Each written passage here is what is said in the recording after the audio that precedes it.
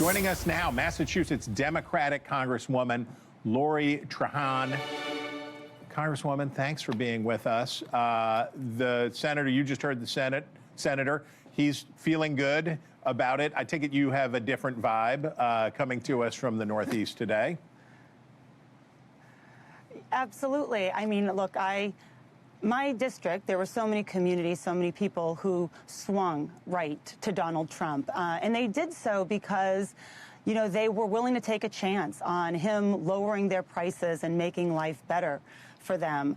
This bill does the exact opposite. You know, if we just talk about the tax part of the package, this is going to benefit the wealthiest in our country, not everyday Americans. I mean, I'll just put it plainly. If you make over $1 million, you're going to see an extra $90,000 per year. But if you are working a full-time job or worse, maybe stitching together 2 part-time jobs and making less than $50,000 a year, this bill is going to cost you another $1,000. And so, look, when I was growing up, I lived in a family that, you know, lived paycheck to paycheck, and that would have been so devastating for our family. And I think that's what's at play here right now. Okay, certainly, as I said to the senator, polls show that this is a generally unpopular piece of legislation. But one of the things that is popular in the bill is extending the 2017 tax cuts, especially for those people making less than 6 figures.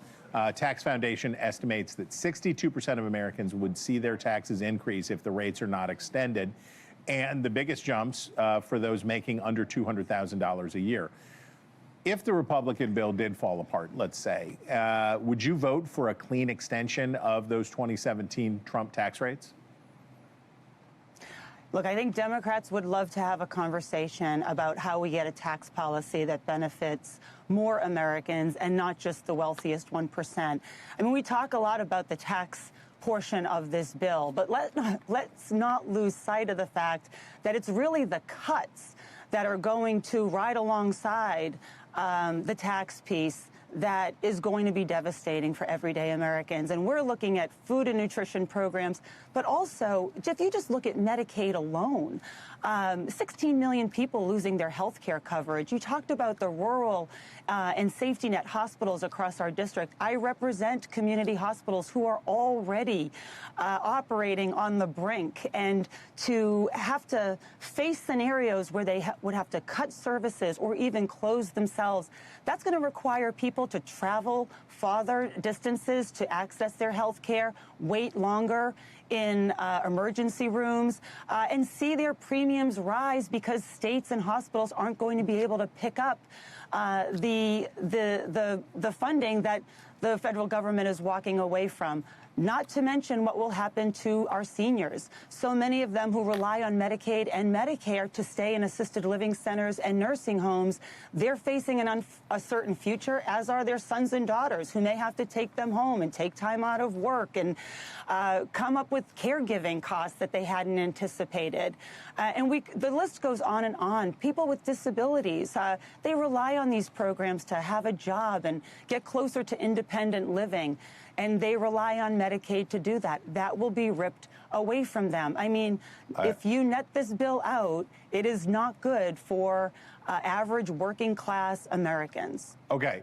Of the many things that Senator Marshall was optimistic about, he was optimistic about the fact that he thinks Republicans are going to pass this $5 trillion increase to the debt limit, even though it's going to be a hard pill for a lot of their fiscal hawks to swallow.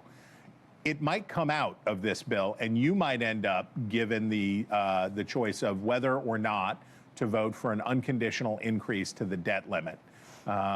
Is that something that you would do if it's put in front of you and Republicans say we need Democratic votes to raise the borrowing limit? Would you do it without condition, or would you negotiate around that?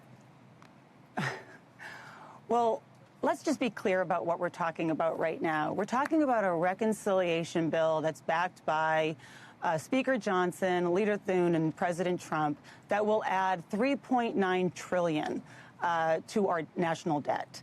At a time when we are, approaching the default date or potential default date on our debt. So included in the bill is, the $5 trillion extension. It didn't have to be this way. Normally when we're facing down the spending limit, we work in a bipartisan way because we know how important it is for our country and for the American people, what it does to their retirement savings, to their mortgage rates, to the strength of our dollar, and so many other things. And we have a history of coming together and working with Republicans. Remember, it was just 2 years ago where President Biden and Speaker McCarthy struck a deal to extend the debt limit, as well as put cost-cutting measures in place. So we have a history of coming, but we have been locked out of.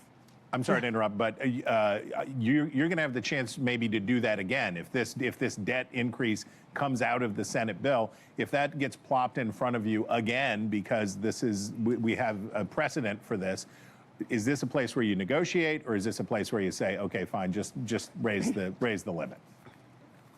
I guess all that to say is that Democrats have a history of being willing to come to the table to negotiate with Republicans. We've done it before, and we'll continue to do it because we know what's at stake if we hit a default, right? It's a self-inflicted recession. Hardworking people, their retirement savings, their paychecks, all of that is harmed extraordinarily. And so, right now they've chosen to go it alone. I'm hopeful that they come and they work with Democrats. It hasn't been how it's worked so far this session in the House or the Senate, but we're always open to working with Republicans to put American interests first. I'm going to ask you the same thing I asked the senator. It's their turn in the barrel right now. They talked about fiscal restraint when they were out of power. And then they get in power and they go wild, right? The trillions more of this and trillions more of that. When Democrats had unified control of Congress, I understand the last time that COVID was still part of the story, but it seems like whichever party's in charge, there's always a reason to avoid the hard truths of what's going on with America's pocketbook. How do we ever get to the point, this is sort of an esoteric question, I understand, but how do we ever get to the point where we can get a bipartisan consensus that the government will live within its means? Yeah, look, I look forward to winning back the majority next year, not just so that we can do what we're seeing Republicans do today, and that's shut them out of the process, but so that we can get back to a more balanced future. I firmly believe that when you're in a divided country and you're in divided government, the way this story must end is we figure out ways to come together and work together. Democrats have learned a lot of lessons from the last election. We know that we have to rebuild trust and talk about the issues that people care most about, and that's keeping more money in their pocket and having access to giving their kids a brighter future. And so I think Democrats look at that with urgency in terms of, creating a future where, people can afford their homes. Seniors can afford to stay in the communities they've lived in their whole lives. We're making targeted, smart investments in businesses so that we grow our economy and we create better paying jobs. And when people get sick or injured, they don't have to worry that they're not going to be able to pay their utility bill, that their health care is going to be there for them. So I look forward to a day when we work on that together with Republicans and we start talking to each other more. This Congress has not been that. And I think a lot of folks just want to get back to sensible policymaking. Okay, if you were catching revolutionary feelings at the annual Pfeiffer's Day celebration in Boxborough last weekend, you would know her already. But if you don't, there she is, Congresswoman Lori Trahan. We thank you.